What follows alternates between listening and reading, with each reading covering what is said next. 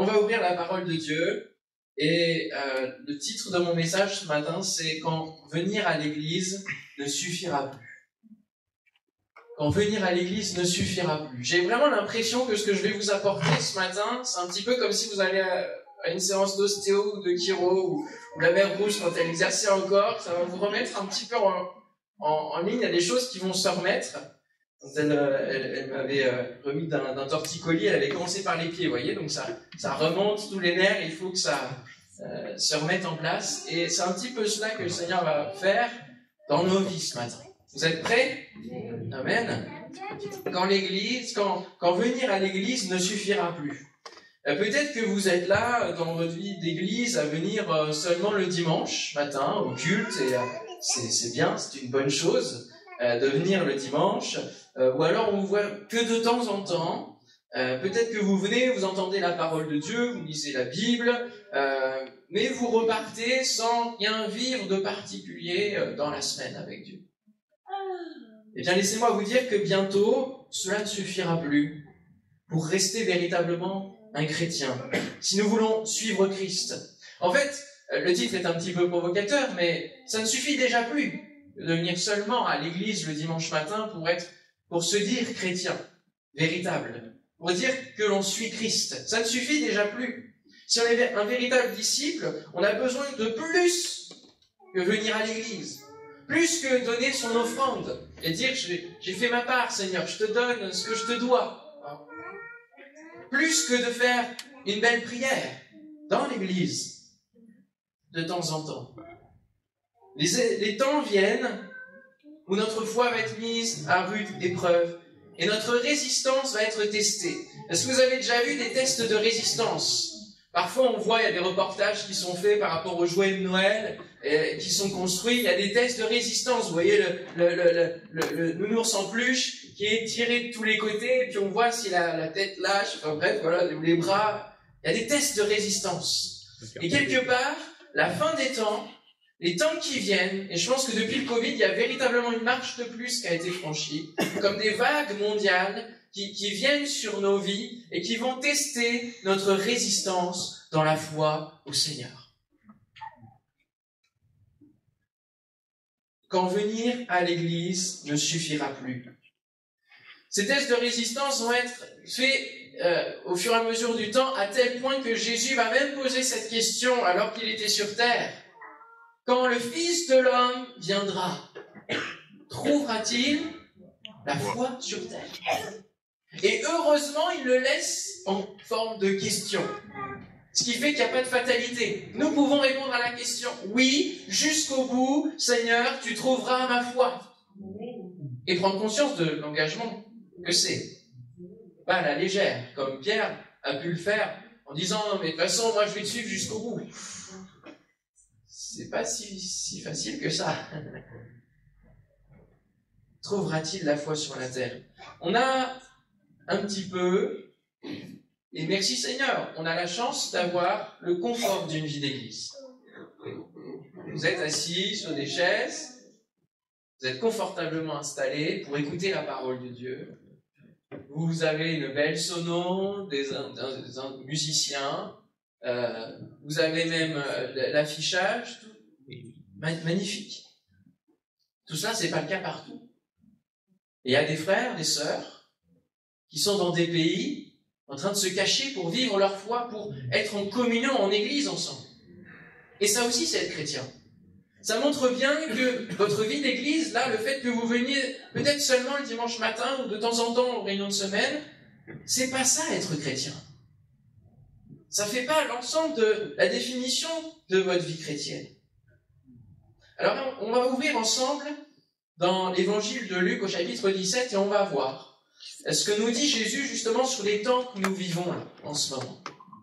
Luc chapitre 17, verset 26. Nous allons voir que dans notre vie chrétienne, nous pouvons vivre comme au temps de Noé. Vous voyez, vous n'avez même plus besoin d'apporter votre Bible. C'est ça le confort. C'est affiché. Ce qui arriva du temps de Noé arrivera de même au jour du Fils de l'homme. Voilà le confort. Les hommes mangeaient, buvaient, se mariaient et mariaient leurs enfants. En d'autres termes, ils profitaient de la terre que Dieu leur avait donnée. Aucun mal à ça. Jusqu'au jour où Noé entra dans l'arche. Voilà le problème pour eux. Le déluge vint et les fit tous périr. Ce qui arriva du temps de Lot arrivera pareillement. Les hommes mangeaient, buvaient, achetaient, vendaient, plantaient, bâtissaient. Mais le jour où Lot sortit de Sodome, une pluie de feu et de soufre tomba du ciel et les fit tous périr. Il en sera de même le jour où le Fils de l'homme paraîtra. En ce jour-là, que celui qui sera sur le toit, qui aura ses effets dans la maison, ne descende pas pour les prendre. Que celui qui sera dans les champs ne retourne pas non plus en arrière. Souvenez-vous de la femme de Lot, qui s'est détournée, qui a regardé son passé. Elle a été figée, transformée en statue de sel. Celui qui cherchera à sauver sa vie, la perdra. Et celui qui la perdra, à cause de Jésus-Christ, la retrouvera. Celui qui la perdra en Jésus-Christ même, la retrouvera.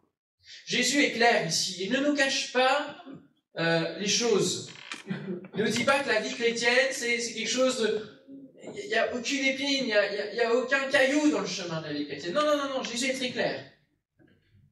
Il y a quelque chose qui va se passer pour notre terre. Il y a une fin qui est arrêtée. Et plus que de le savoir, il faut se préparer. L'invitation qui est faite par Jésus est de ne pas être dans notre vie comme au temps de Noé, où nous sommes dans un confort, mais d'être Noé dans son temps, d'être différent, d'être quelqu'un qui va marquer sa génération à tel point que le reste de la génération va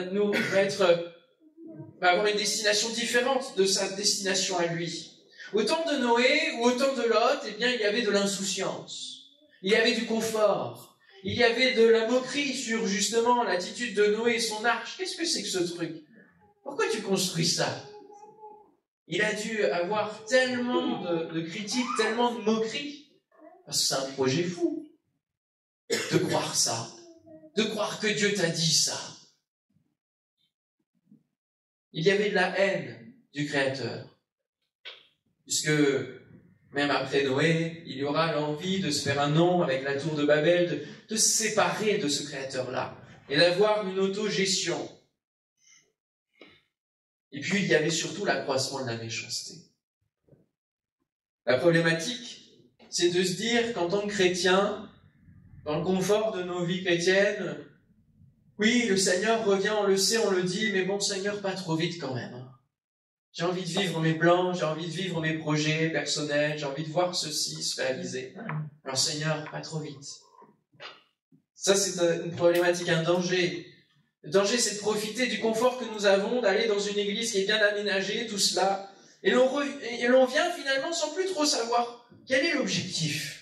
Notre vie chrétienne se résumant au dimanche matin. En attendant, on mange, on boit, on achète, on vend, on bâtit, on vit notre vie, mais sans y mettre Dieu du tout dedans. C'est ça le problème. C'est ça le danger. C'est se dire, je viens, je te donne un jour, Seigneur, une matinée, 1h30 même, quelque part. Puis le reste de la semaine, c'est pour moi. C'est pour que je vive mes projets. Mais bon, je te prie dans la semaine, mais je ne t'implique pas, en fait. Et là, le problème du temps de Noé, c'est qu'ils n'impliquaient pas Dieu dans leur vie. Et ils ont joui de la vie, mais ils n'ont pas fait attention que Dieu avait prévu un autre plan. Or, notre vie chrétienne ne peut pas se désolidariser comme cela, entre le dimanche et le reste de la semaine, entre le peu qu'on donne à Dieu et le reste de notre vie. On ne peut pas désolidariser les choses. C'est soit tout, soit rien. Soit on donne tout au Seigneur, soit on donne rien du tout.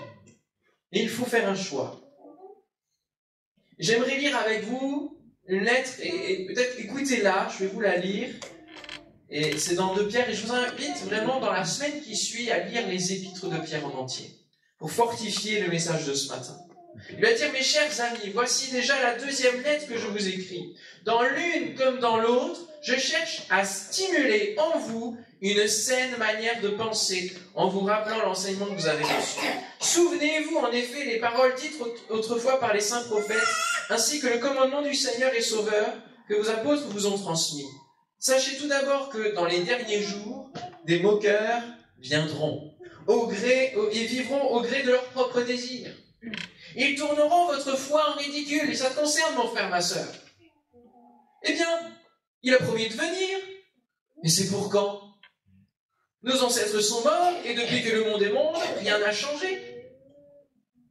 Mais il y a un fait que ces gens oublient délibérément, c'est que Dieu, par sa parole, a créé autrefois le ciel et la terre, il a séparé la terre des eaux, il l'a rassemblé au milieu des eaux, et de la même manière, Dieu a détruit le monde d'alors par les eaux du déluge. Quant à la terre et aux cieux actuels, ils sont réservés par cette même parole pour être livrés au feu. Ils sont gardés en vue du jour du jugement où tous ceux qui n'ont aucun respect pour Dieu périront. Il y a un fait que vous ne devez pas oublier, mes chers amis. C'est que pour le Seigneur, un jour est comme 1000 ans sont comme un jour. Et c'est là où on se fait piéger. C'est qu'on se dit, c'est pas tout de suite le retour du Seigneur. Et c'est là où on se fait attraper par l'ennemi dans une certaine nonchalance de vie chrétienne. Le Seigneur n'est pas en retard dans l'accomplissement de sa promesse comme certains l'imaginent. Il fait simplement preuve de patience à votre égard car il ne veut pas qu'un seul périsse. Il voudrait au contraire que tous parviennent à se convertir. Et ce temps que Dieu nous donne, en fait, doit nous servir à prêcher la parole de Dieu, à annoncer ce jugement qui vient, ce jugement du feu, ce jour terrible, où tous nous passerons par le feu et nous verrons ce qui restera.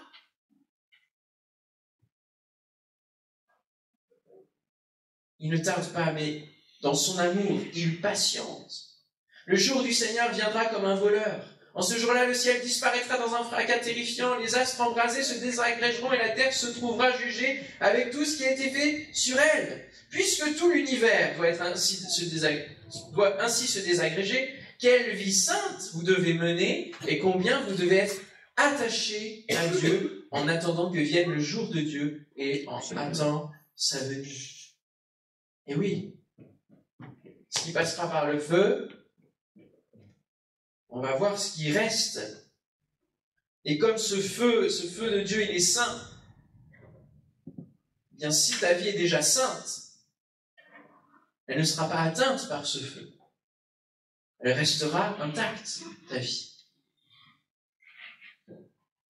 Appelé à être différent. Jésus priait son Père en disant « Je leur ai donné ta parole et le monde les a haïs. » Comme pour lui.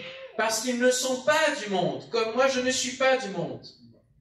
Je ne te prie pas de les ôter du monde, mais de les préserver du mal. Ils ne sont pas du monde, comme je ne suis pas du monde. Il le répète.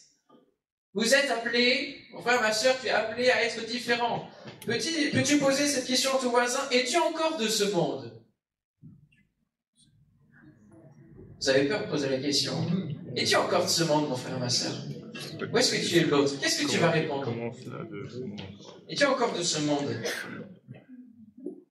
Ce monde ne peut pas être récupéré.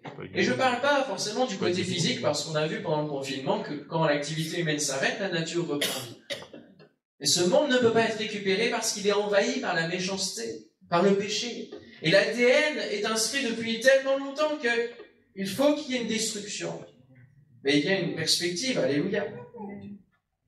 Est-ce qu'on peut lire ensemble dans Genèse chapitre 6, verset 5? Nous allons continuer de voir un petit peu le temps de Noé. Genèse 6, 5. L'Éternel vit que la méchanceté des hommes était grande sur la terre, et que toutes les pensées de leur cœur se portaient chaque jour uniquement vers le mal. L'Éternel se repentit d'avoir fait l'homme sur la terre, et il fut affligé en son cœur. Et l'Éternel dit, j'exterminerai de la face de la terre l'homme que j'ai créé depuis l'homme jusqu'au bétail, aux reptiles, aux oiseaux du ciel, car je me repens de les avoir faits. Voilà le constat, qui est le même quelque part maintenant. Et dans tout cela, il y a un mais, alléluia.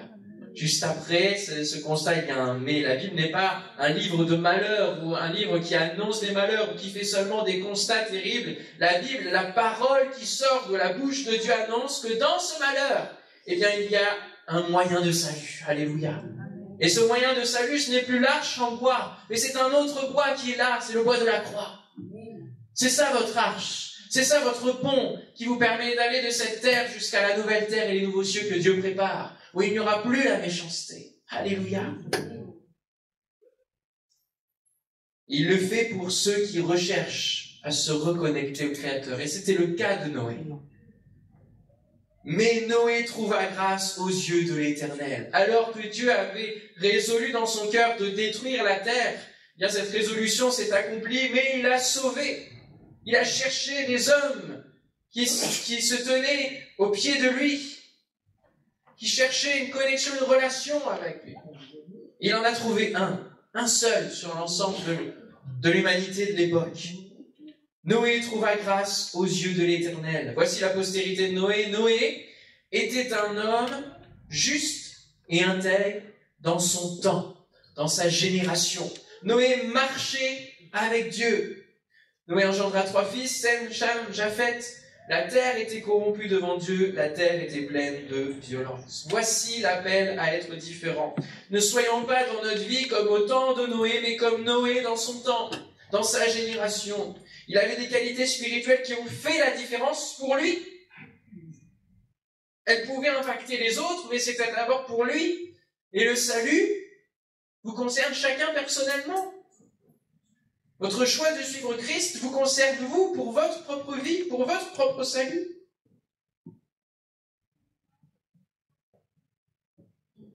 Ils ont fait la différence pour lui dans la condamnation générale du monde. Il n'a pas subi la condamnation parce qu'il a été sauvé par le projet de Dieu, par la parole de Dieu. Et de la même manière, ceux qui choisissent de suivre Christ, ceux qui choisissent de passer par la croix, ne sont plus sous la condamnation de ce monde et ne vivront pas la destruction et l'enfer, la condamnation qui mène à la perdition éternelle. Mais ils seront sauvés par la parole de Dieu. Jésus fait chair. Alléluia. L'appel à être différent. La version Semeur nous dit, voici l'histoire de la famille de Noé. Noé était un homme juste et irréprochable au milieu de ses contemporains. Il conduisait sa vie sous le regard de Dieu. Est-ce que ta vie est sous le regard de Dieu? Est-ce que tu laisses Dieu regarder tout ce qui se passe dans ta vie? Ou est-ce que tu caches des choses dans ton jardin secret? Parfois on peut dire cette expression, moi j'ai mon jardin secret. Qu'est-ce qui s'y passe? Dans quel état est ce jardin? Est-ce que c'est de la friche? Est-ce que c'est plein d'épines, de ronces? Parce que c'est les racines de ton péché que tu ne veux pas laisser au Seigneur Jésus? Tu ne veux pas laisser traiter ces choses-là? Voyons voir les 3 qualités de Noé que nous sommes appelés à développer dans notre génération ce matin. Juste. C'est celui qui a l'équilibre entre le bien et le mal, qui arrive à discerner, qui a ce discernement, cette balance juste entre le bien et le mal. Parce que le péché, lui, il nous amène à une déformation, c'est d'aller plus vers le mal, que la balance du péché, elle balance plus vers le mal que le bien. Et on appelle bien ce qui est mal. Mais celui qui est juste, il a l'équilibre que Dieu lui donne. Et par sa vie, le projet de l'arche, eh bien, Noé annonçait la justice divine qui allait s'abattre sur la terre. Nous chantons, peut-être que vous chantez encore ce chant, Jésus a revêtu d'un vêtement, celui de la justice, et Jésus vit en moi. Où est ton vêtement? Où est-il au quotidien? Comment prêches-tu la justice autour de toi? Parce qu'il est dit que Noé était un prédicateur de la justice, par ce qu'il vivait en fait. C'est pas seulement en parole, c'est pas « Eh oh, Dieu m'a parlé ». Non, il s'est mis à construire l'arche, et ça a pris quand même quelques années, parce que c'était un sacré bateau. Il fallait quand même rentrer toutes les espèces animales dedans. Et quand vous regardez aux États-Unis, ils ont construit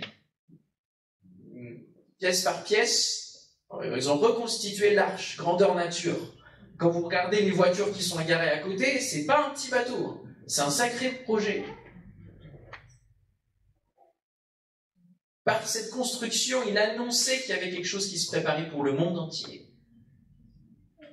Et quand le monde regarde l'Église et ce qu'elle fait, voit-il en elle un message qui annonce que ce monde va périr?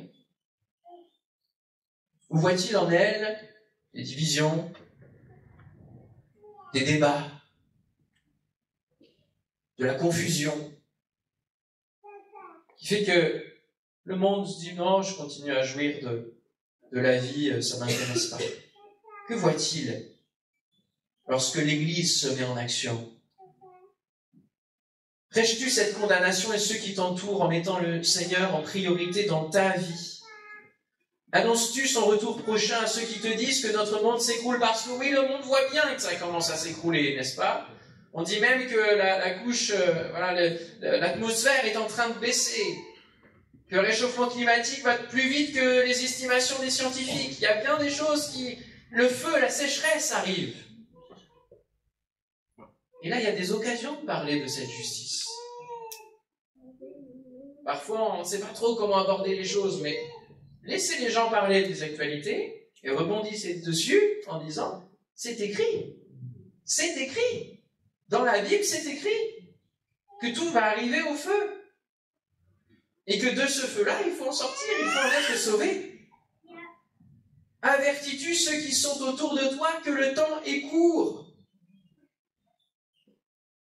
L'Éternel dit à Noé, voici la conséquence de celui qui a fait la différence et qui était juste.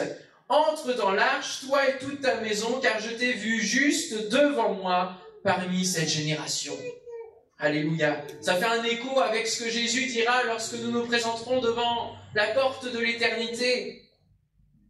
Viens, bon et fidèle serviteur, entre dans la joie de ton maître. Alléluia. Mais qui dit maître dit disciple. Et qui dit cette révélation dit que Jésus nous connaît. Est-ce que Jésus te connaît comme son disciple? Est-ce que tu sers Dieu? Est-ce que tu lui obéis? Deuxième élément, intègre.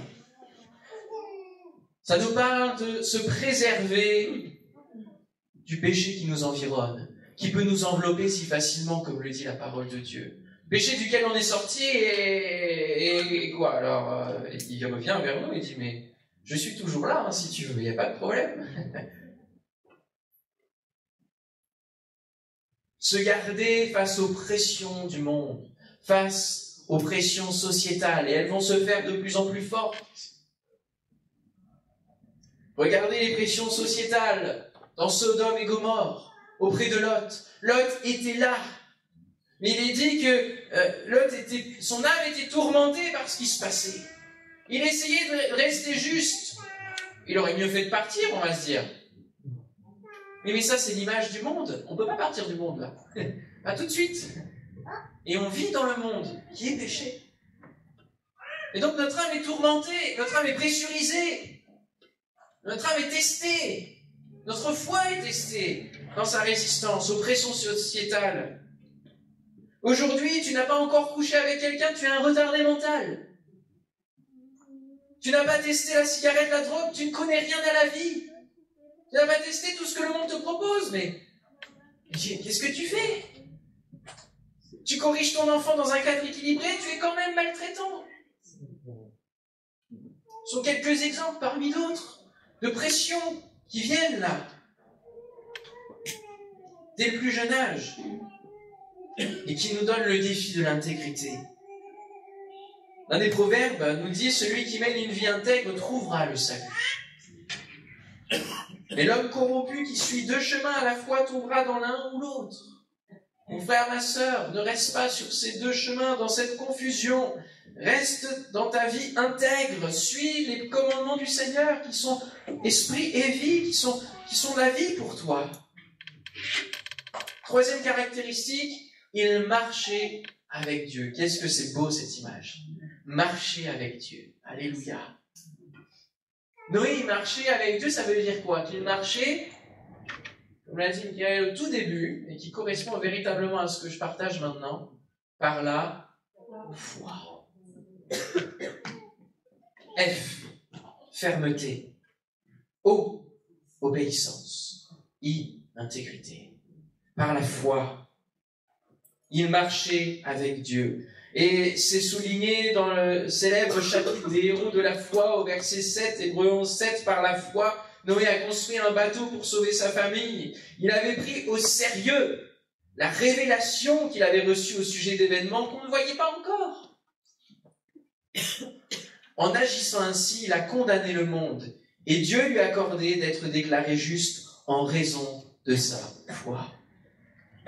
Il va vous falloir beaucoup de foi pour résister aux vagues qui arrivent sur le monde. Parce que nous pourrions être persuadés par d'autres discours que ce en quoi nous croyons n'est pas vrai, n'est pas bon.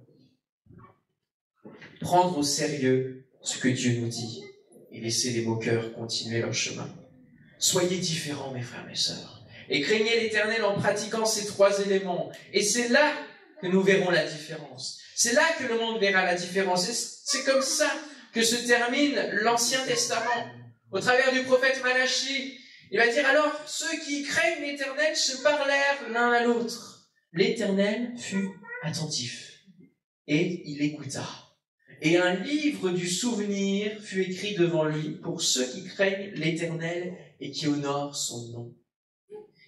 Voici ce que dira Dieu suite à cet échange de ceux qui craignent le Seigneur et qui parlent des merveilles de Dieu. Ils seront à moi, dit l'Éternel des armées. Ils m'appartiendront au jour que je prépare. J'aurai compassion d'eux comme un homme a compassion de son fils qui le sert. Et vous verrez de nouveau la différence entre le juste et le méchant, entre celui qui sert Dieu et celui qui ne le sert pas. Et il y avait besoin que cette différence soit de nouveau marquée parce que le peuple d'Israël, qui était constitué par Dieu pour être saint, pour être dans la veine de Dieu, dans l'ADN de Dieu, ne faisait plus la différence dans ce monde. Ils étaient corrompus avec plein d'autres choses, plein d'autres idoles, plein d'autres activités. Ils n'étaient plus attachés à Dieu. Oui, ils continuaient les rituels. Mais leur cœur, il était endurci. Il n'y avait plus d'accès pour Dieu. Leur cœur était dur. Dans quel état est ton cœur ce matin? Est-ce que le Seigneur a encore accès à ton cœur? Ou est-ce que tu viens dimanche comme un rituel, tu prends la Sainte Seine comme un rituel, tu donnes ton offrande comme un rituel, et en fait, tu n'as plus de vie en toi? Tu es comme mort?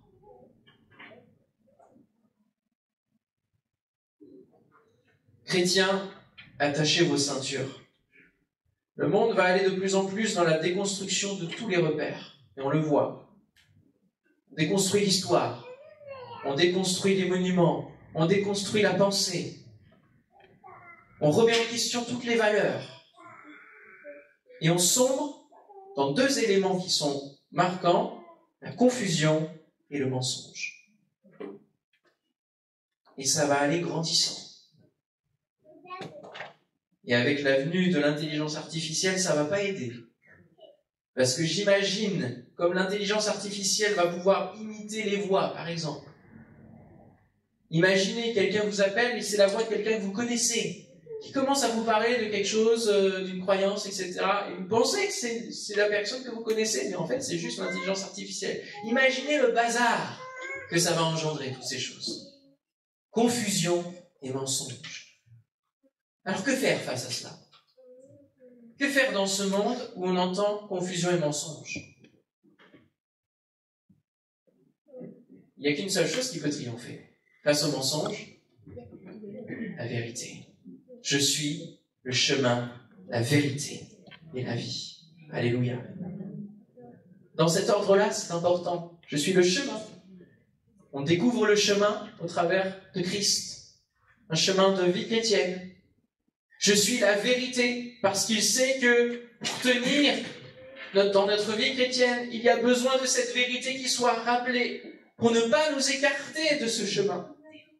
Et enfin, je suis la vie, parce que je suis l'espérance de l'éternité, de la vie éternelle. Alléluia.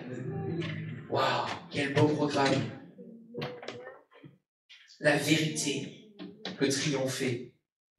Et c'est pour ça que je parle d'attacher sa ceinture.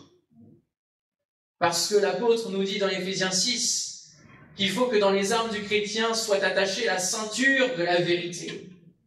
Alors voyez-vous un petit peu dans votre vie chrétienne comme entrant dans un vaisseau spatial et que vous n'êtes plus dans ce monde, mais que vous attachez votre ceinture à la vérité de Christ et que votre destination c'est la nouvelle terre et le nouveau ciel.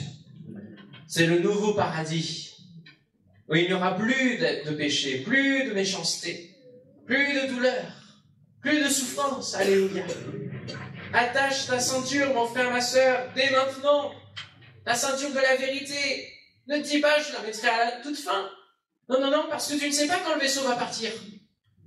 Donc il faut être attaché à tout moment. Sinon tu seras éjecté du vaisseau. J'aimerais lire un autre texte avec vous, qui est dans 2 Pierre. Dieu n'a pas épargné les anges qui ont péché. Il les a précipités dans l'abîme. Vous savez, ceux qui se sont rebellés avec le diable. Il n'a pas laissé les choses se faire, il l'a condamné. Il les a sortis de son lieu, où ils sont gardés pour le jugement, enchaînés dans les ténèbres. Il n'a pas non plus épargné le monde ancien lorsqu'il fit fondre le déluge sur ce monde, qui n'avait aucun respect pour lui. Il a mis une limite à la méchanceté. Il a néanmoins protégé Noé, qui a appelé ses contemporains à mener une vie juste, ainsi que 7 autres personnes avec lui. Il a condamné à la destruction les villes de Sodome et de Gomorrhe en les réduisant ensemble pour donner à ceux qui se révoltent contre lui un exemple de ce qui leur arrivera. Il a délivré Lot, cet homme juste qui était consterné par la conduite immorale des habitants débauchés de ces villes. Car en les voyant vivre et en les entendant parler, cet homme juste qui vivait au milieu d'eux était tourmenté jour après jour dans son cœur intègre à cause de leurs agissements criminels. Ainsi le Seigneur sait comment délivrer de l'épreuve ceux qui lui sont attachés. Alléluia. Et réserver ceux qui font le mal pour le jour du jugement où ils seront châtiés. Donc il n'est plus question de légèreté, nous le voyons bien, parce que Dieu, à un moment donné, va mettre une limite à ce qui se passe dans ce monde. Il va y avoir un stop. Notre destination, c'est l'éternité, c'est le nouveau ciel, la nouvelle terre, ce n'est pas de rester ici. Alors, pourquoi es-tu encore attaché aux choses de ce monde? Es-tu prêt face aux épreuves? Es-tu prêt si ta vie est mise à prix par le monde? On est revenu d'Écho, le congrès Écho, un week-end puissant où 6500 jeunes ont été véritablement visités. Il y a plus de 800 conversions, 750 baptêmes de l'esprit, 250 guérisons physiques, alléluia. Plus de 1000 délivrances, libérations de dépendance, d'addiction. Waouh! Et autour de ça, il y en a un qui s'est fait plaisir pour un petit peu mettre le bazar et supprimer la joie. Dans différents endroits, les leaders qui ont organisé cet événement ont été atteints véritablement de différentes manières. Et moi, je n'ai pas été épargné non plus, puisque je vais vous faire court, mais quelqu'un a voulu venir à la maison avec un couteau pour me tuer, tout simplement. Alors, important, c'est pas cet événement-là. C'est ce que ça a provoqué en moi, en tant que chrétien. Dire comment je réagis. Et au tout départ, je vous dis, j'étais comme Élie, devant Jézabel. Je voulais fuir. Dire, Seigneur, oh là. Mais ça a remis en question. Jusqu'à quel point, en fait, tu es prêt à donner ta vie pour le Seigneur? Même si c'est un fou qui te trucide. Jusqu'à quel point? Jusqu'à quel point tu es prêt à vivre jusqu'au bout ta vie en Dieu? Es-tu prêt, si on vient t'arrêter parce que tu continues comme Daniel à ne pas te prosterner devant un système qui refusera la foi réelle? Et ça viendra. Es-tu prêt à discerner lorsqu'on te dira des semblants de vérités bibliques qui sortent de différentes intelligences juste pour te séduire? Es-tu prêt à donner ta vie? Et cela nous ramène à une dimension qui est importante dans la vie chrétienne. Cela dépend de notre amour pour Dieu. Et j'en reviens à ce cœur, s'il est ouvert ou pas. Et si l'amour de Dieu coule en nous. Aimons-nous de tout notre cœur, de toute notre pensée, de toute notre force. Aux ceintures, votre ceinture est-elle bien accrochée? Jésus leur répondit, faites bien attention que personne ne vous induise en erreur.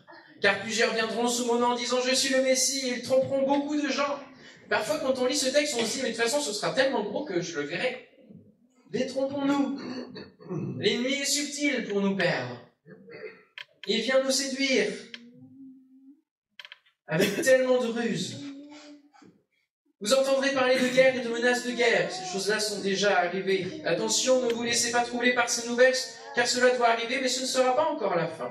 En effet, on verra se dresser une nation contre une autre nation, un royaume contre un autre. Il y aura des famines, des tremblements de terre en divers lieux. Est-ce que vous avez attaché vos ceintures? Mais ce ne seront que les premières douleurs de l'enfantement. Alors, si c'était les premières là, après Jésus, là nous sommes véritablement dans la fin, dans les contractions et bientôt dans l'accouchement de cette nouvelle terre, de ces nouveaux cieux. Alors on vous persécutera et l'on vous mettra à mort. Toutes les nations vous haïront à cause de moi. À cause de cela, beaucoup abandonneront la foi. Ils se trahiront et se haïront les uns les autres. De nombreux faux prophètes surgiront et ils tromperont beaucoup de gens. Parce que le mal ne cessera de croître, l'amour du plus grand nombre se refroidira. Mais celui qui tiendra bon jusqu'au bout, autrement dit celui qui persévérera jusqu'à la fin, sera sauvé. Cette bonne nouvelle du royaume de Dieu sera proclamée dans le monde entier pour que tous les peuples en entendent le témoignage. Alors seulement viendra la fin.